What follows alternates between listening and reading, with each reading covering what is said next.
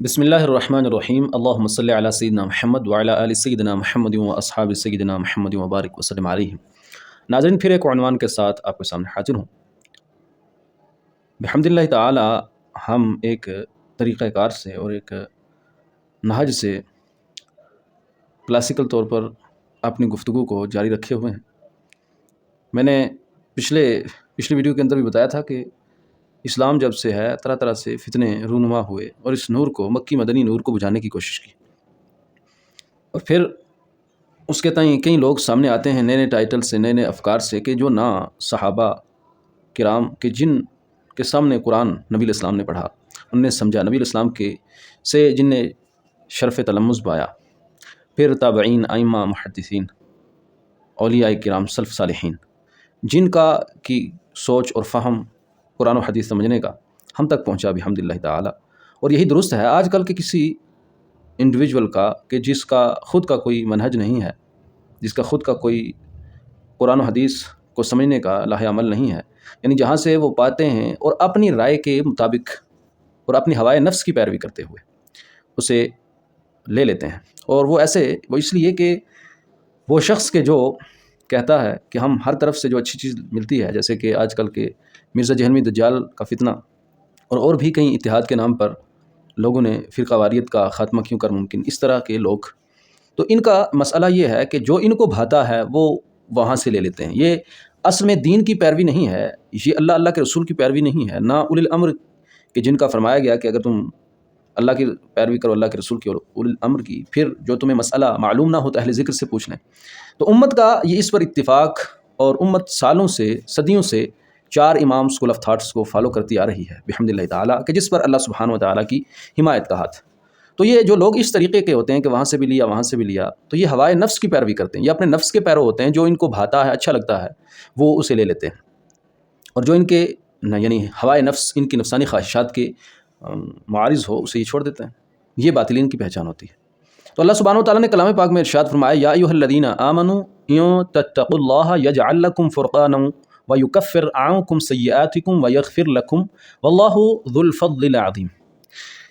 ہر شخص پہ یعنی پریشان ہے کہ حق و باطل کا امتیاز کیسے کیا جائے، پہچان کیسے کی جائے۔ تو یاد رکھیں اللہ سبحانہ و تعالیٰ نے اس کلام پاک کو متقیوں کے لیے ہدایت بنایا ہے، اور متقیوں کو جا کر مینشن کیا کہ جن لوگوں نے اس قرآن پاک کو یعنی اپنایا وہ لوگ انعام یافتہ ہیں، اللہ کا ان پر انعام ہوا۔ پھر آگے جا کر فرمایا کہ یہ متقیوں پرہیزگاروں کے لیے ہدایت ہے، وہ جو غیب پر ایمان لائے، اس طرح تعریف کی۔ تو یہاں پر بھی یہ آیت یہاں پڑھنے کا مقصد یہ ہے کہ اگر ہر کوئی شخص چاہتا ہے کہ وہ حق و باطل کے اندر امتیاز کرنے کی اس کے اندر صلاحیت پیدا ہو جائے، تو وہ تقوی اختیار کرے۔ انشاءاللہ کل کی ویڈیو میں تقوی پر گفتگو ہوگی، لیکن یاد رکھیں حق و باطل میں امتیاز کرنے کے لیے تقوی کا ہونا نہایت ضروری ہے۔ اور اللہ سبحانہ و تعالیٰ کی یہ تعلیم ہے اپنے بندوں کے لیے۔ اور کیا ارشاد ہوتا ہے، یا ایھا الذین آمنوا، یہ ایمان والوں سے کہا جا رہا ہے، یعنی ایمان والے بھی تردد کا شکار ہوتے ہیں، تو ایمان والوں سے کہا جا رہا ہے کہ اے ایمان والو، اگر اللہ سے ڈرو گے تو تمہیں وہ دے گا جس سے حق کو باطل سے جدا کر لو، وہ تمہیں وہ دے گا جس سے حق و باطل کو جدا کر لو، اور پھر ساتھ میں کیا ہوگا، اور تمہاری برائیاں اتار دے گا اور تمہیں بخش دے گا، اور اللہ بڑے فضل والا ہے، سبحان اللہ۔ تو یہاں جو اس آیت میں خاصتاً محل استشہاد ہے وہ یہ ہے کہ اللہ کا خوف رکھنا ہے۔ جب آپ خوف رکھیں گے، پہلا انعام آپ کو یہ ملے گا کہ آپ حق و باطل میں امتیاز کر پائیں گے۔ اور انشاءاللہ کل تقوی کے موضوع پر بات کرتے ہوئے میں بتاؤں گا، یعنی اگلی ویڈیو کے اندر، کہ تقوی کیا چیز ہے، اور پھر آج جو مکس ایک سسٹم ہے اس کے اندر تقوی کے یعنی بہت سے ایسے لوازمات ہیں جو مفقود ہیں،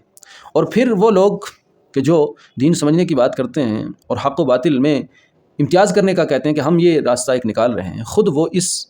آیت سے یعنی کوسوں دور ہیں، اور ان کے اندر فسق و فجور پایا جاتا ہے۔ تو وہ لوگ کہ جن کی زندگیاں عشق رسول میں اولیاء کرام، صوفیاء کرام، ائمہ، محدثین، صحابہ کرام گزری، بلا شبہ وہ تقوی شعار تھے۔ یا ایھا الذین آمنوا ان تتقوا اللہ یجعل لکم فرقانا، یعنی اگر تقوی سے تھوڑا ہٹے گا انسان تو پھر حق و باطل میں امتیاز نہیں رہتا، پھر اب انسان ڈفرینشیٹ نہیں کر سکتا کہ یہ حق ہے، یہ باطل ہے،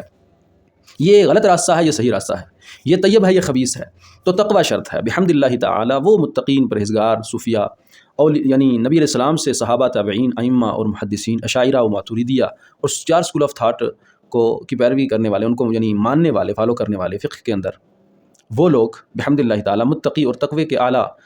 یعنی معیار پر تھے بحمد اللہ تعالیٰ. تو ان لوگوں کے لیے حق و باطل کو اللہ سبحانہ و تعالیٰ نے واضح کیا، اس لیے کہ خود اللہ سبحانہ و تعالیٰ نے ارشاد فرمایا اگر تم ڈرو گے تو تمہیں وہ چیز دے گا اللہ سبحانہ و تعالیٰ، وہ دے گا کہ جس سے حق و باطل کو جدا کر سکو. تو ہمیں چاہیے کہ ہم تقوی اختیار کریں. ایسی محافل کہ جہاں اللہ کے رسول کی تعلیمات کے خلاف بات ہو رہی ہو، جہاں یہ صحابہ کرام کے مبغضین ہوں اور وہاں سے صحابہ کے بغض کی بو آ رہی ہو، اہل بیت اطہار کے بغض کی بو آ رہی ہو، اولیاء کرام کی تعلیمات کو نگلیکٹ کر کے خود کی سوچ دی جا رہی ہو، اور یہ نعرہ دیا جا رہا ہو معاذ اللہ کہ یعنی باب تشیع کوئی نہیں، اور اس طرح کے افکار و نظریات اور امت کی صدیوں کی تعلیمات کو نگلیکٹ کیا جا رہا ہو، تو وہاں یاد رکھیں یہ لوگ بلا شبہ گمراہ ہیں اور تقوی سے کوسوں دور ہیں. تو اسی لیے جب انسان یہ چیزیں کرتا ہے تو پھر وہ فرقان کی جو صفت ہے نہیں پا پاتا، یعنی جدا حق و باطل میں امتیاز کا جو ملکہ ہے وہ اس سے مفقود ہو جاتا ہے. اللہ سبحانہ و تعالیٰ عمل خیر کی توفیق عطا فرمائے. والسلام علیکم ورحمۃ اللہ وبرکاتہ.